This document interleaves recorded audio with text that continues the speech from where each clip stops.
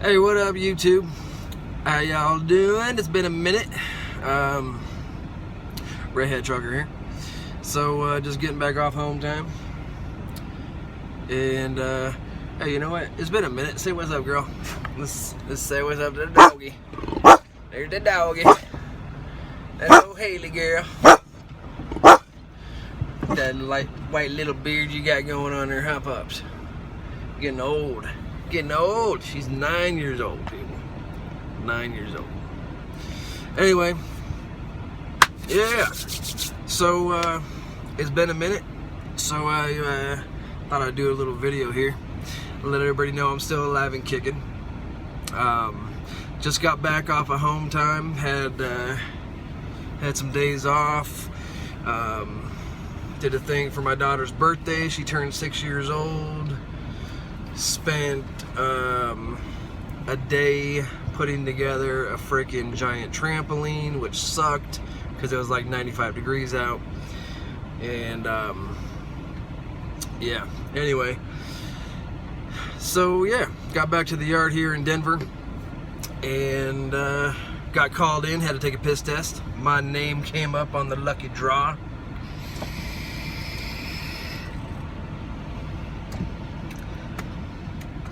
And now I'm just waiting for a pre-plan. Waiting to get a load out of here and get going. So I thought I'd do a little video talking about manuals versus automatics. Now, the technology that we got today, constantly growing, constantly being improved upon. Automatics are the way companies are going. Larger companies, you know, big companies, they're switching to automatics slowly but surely. There's a lot of them out there already, but they're, you know, they're more fuel efficient, and there's other perks to it too. Now, yeah, automatics have been around for a minute. They came out for a while. Technology really wasn't there, and they quickly, I guess, got phased out on those ones. And I obviously haven't driven one of those. But like I said, as technology has improved, they've gotten to the point where now, after testing and everything, these companies are thinking they're the way to go. Now, I've had a 13-speed manual, and right now I'm in an automatic. I've been in it for, I don't know, 3 months or so, give or take. And I love it. I mean, I love it. There's a lot of talk back and forth. I hate automatics. I'll never do an automatic. One guy, I heard one guy, I'll quit before I get put into an automatic.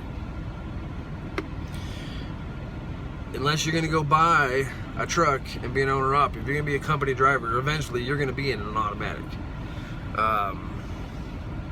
May Trucking is bringing on, I mean, a lot of automatics on a consistent basis. And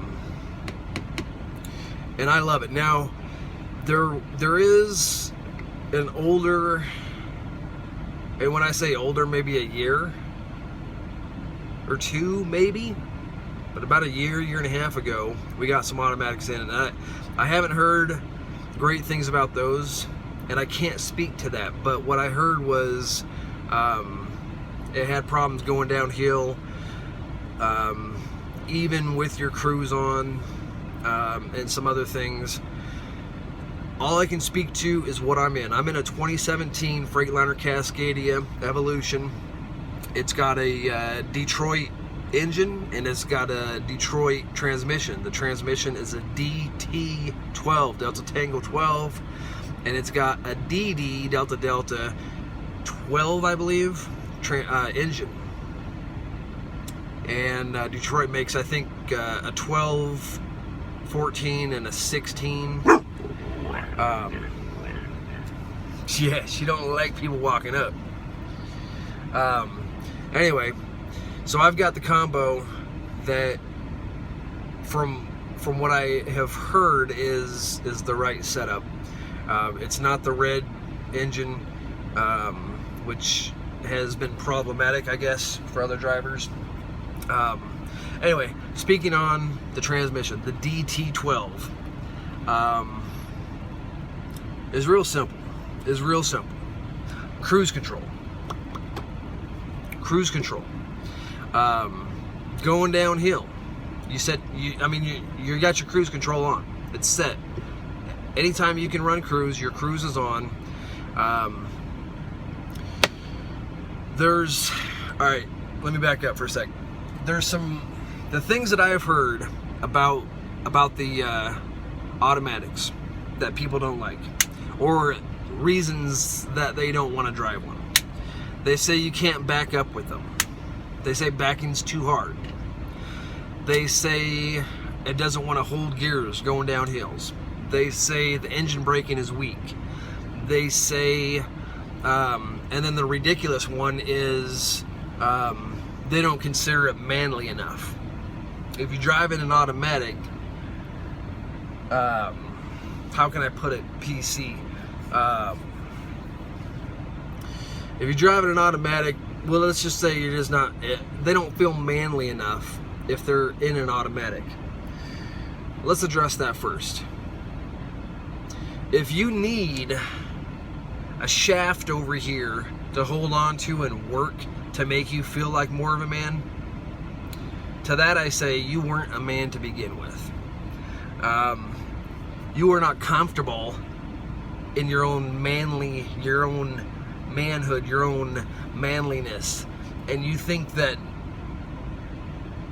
banging through gears makes you more of a man. Well, you have a problem to begin with, and if you were confident in yourself, that ain't the issue, and that's not an excuse.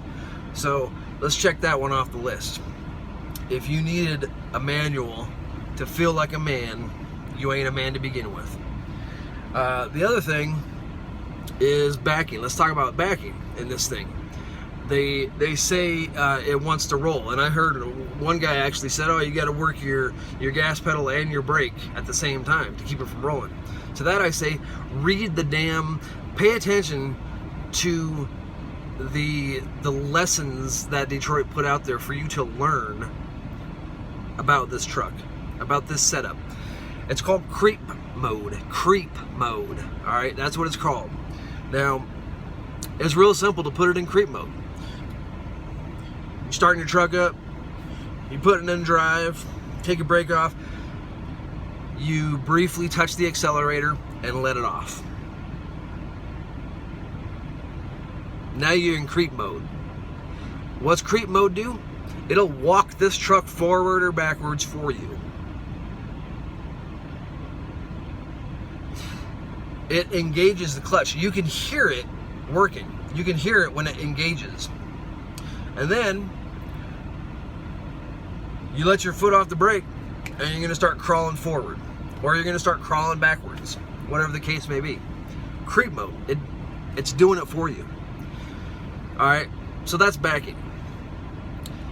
Going down hills. It doesn't hold gears. Nah, it does hold gears. You keep your cruise control on. Let's say, for example, you want to go down a hill at 50 miles an hour. Depending on your weight and the grade of the hill, you might back it up to 45 miles an hour. Maybe a couple ticks further than that. If you're super light and it's not a steep grade, 46 miles an hour, 47, you know. It's when your cruise is on, you're going downhill like that, it's going to let you pick up speed to about 5 miles an hour over the speed.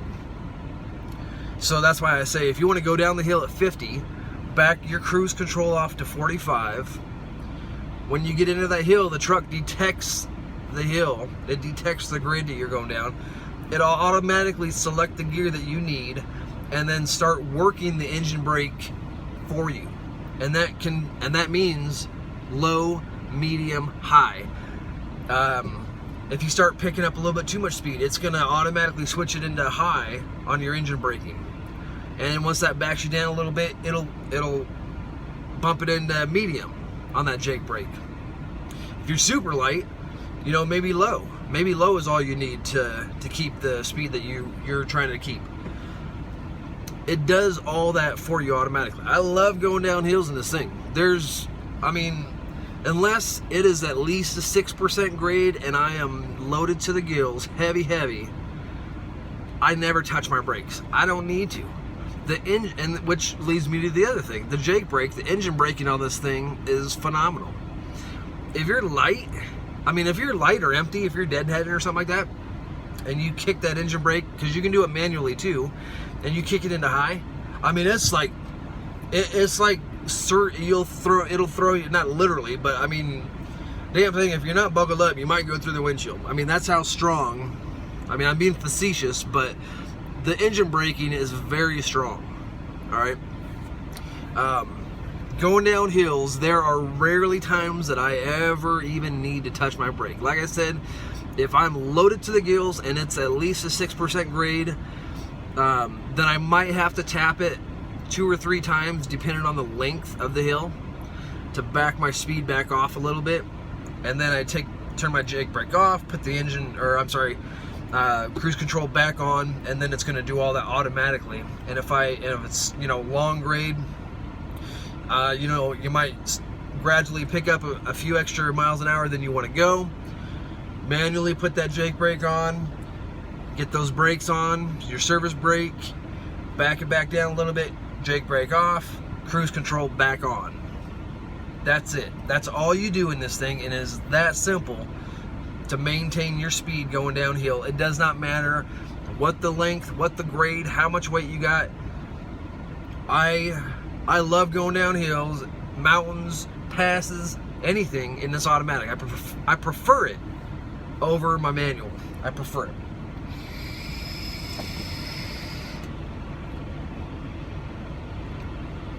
Now, we talked about you ain't a man if you drive an automatic. Well, you weren't a man to begin with, all right? So bye. You can't go forward or backwards. You can't do any backing in this thing easily. Well, read the shit, learn what the creep mode is, and like I said, I can only speak to this setup. All right, the DT12 Detroit transmission solves that problem. Engine braking, phenomenal. Holding gears down hills, keep the cruise control on, does it for you.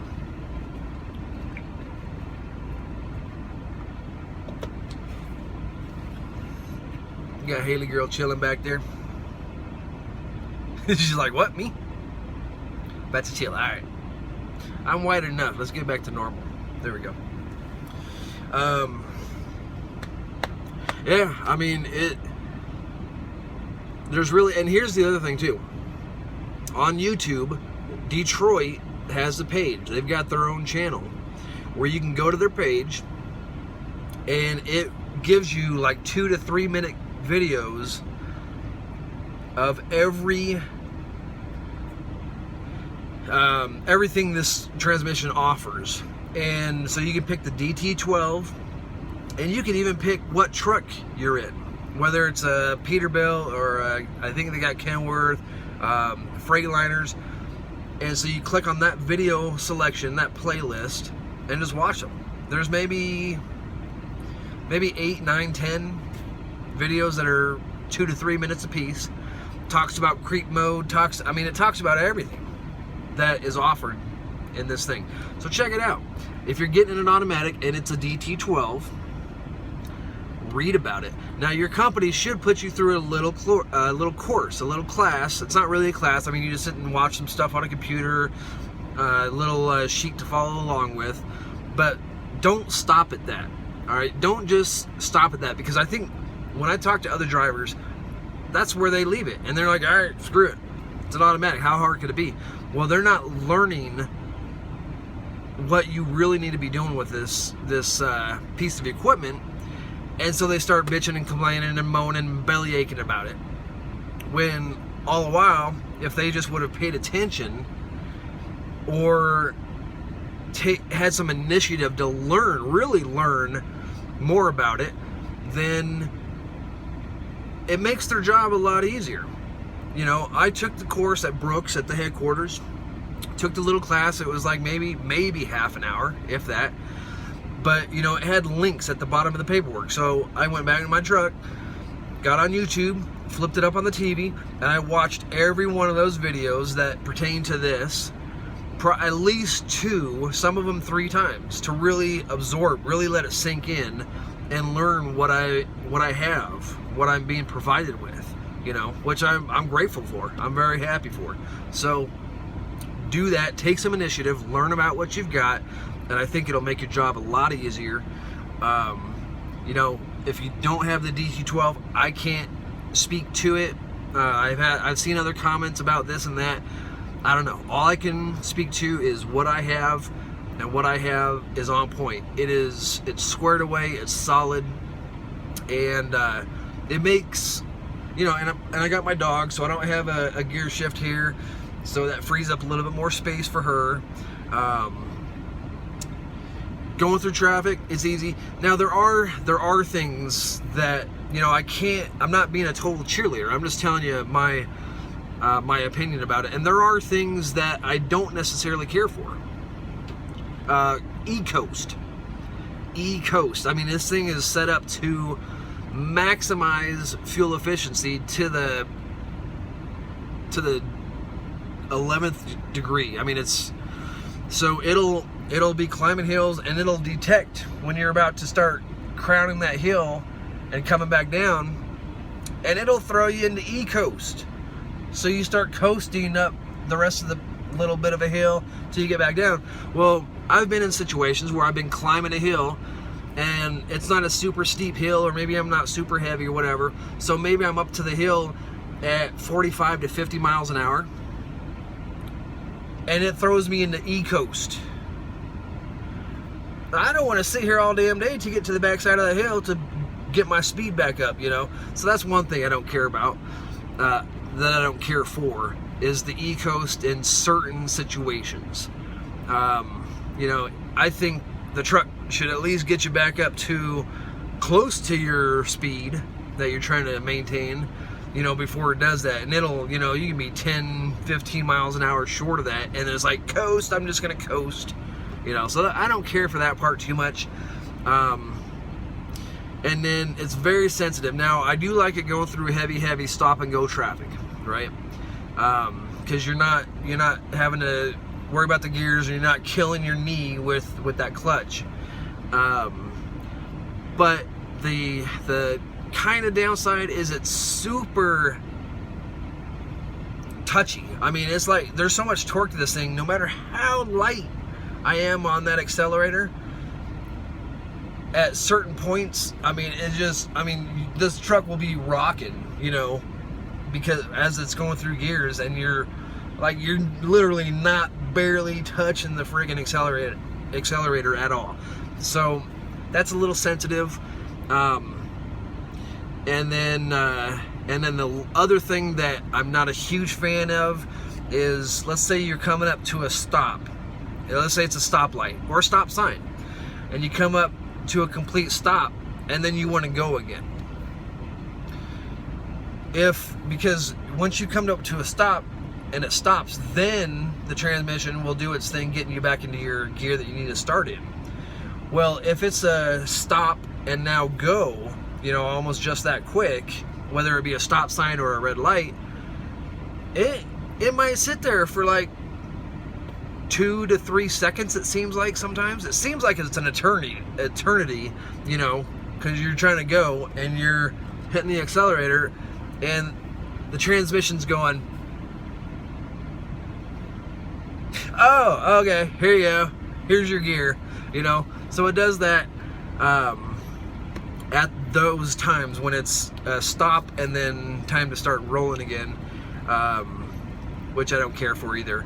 But you can manually request gears and And I think that might solve that problem, because if you're coming into a usually as you're coming up to a stop, it'll stop downshifting. It'll stop downshifting at like fifth gear, and then you'll come up to a stop, and then it'll kick it down into first or second, depending on your weight. Third, I mean, if you're bobtailing, it'll start you out in fifth gear, all automatically. You don't have to request those gears. But anyway, there are a couple things that I'm not a huge fan of, but in general, no, I'll take this thing in a heartbeat. I'll take this thing in a heartbeat. I prefer it over my manual. Now, there's times where I kind of miss that, going through the gears, but I'll still take this manual, or I'm sorry, I'll still take this automatic over that manual any day. Learn about your equipment, take some initiative. It'll make your job easier. Don't be a little crybaby about needing some shaft over here to hold on to make you feel like a man.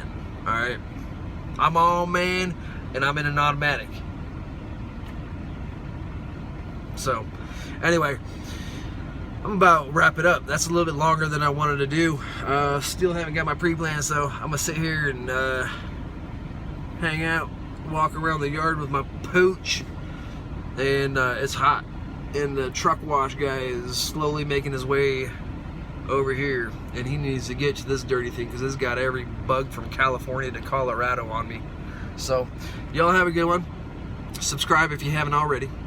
Leave those comments, questions. You got some video suggestions, put those out there. And Facebook, don't forget about Facebook. We got, I'm on Facebook. It's The Red Head. It's 2 words. The Red, capital THE, capital RED, space, capital HEAD. Excuse me. So The Red Head on Facebook. Look me up. There's a group of other truckers that are, we kind of all hang out there, YTTA, and all that stuff. So it's fun. That's kind of where everybody kind of lets loose a little bit. There's some trucking talk over there too. There's a group of them that do live feeds, so you can interact and all that whatnots. So have a good one. Be safe. Drive safe. Stay cool. It's hot outside, and I'll catch up with you next time.